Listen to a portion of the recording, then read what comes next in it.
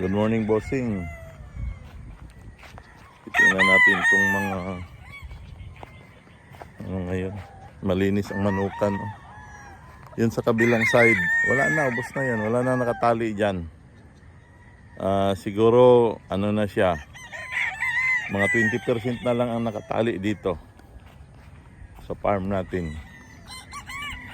Kaya, kailangan this year, marami tayong ma-produce para mapuno to siya uli. Kasi istilito na yung farm natin. Tapos kabila, oh, sarado na yan. Oh. Ano? Yan, oh. Ito, tinutukan natin ngayon ang manukan para maging ayos ang manukan natin.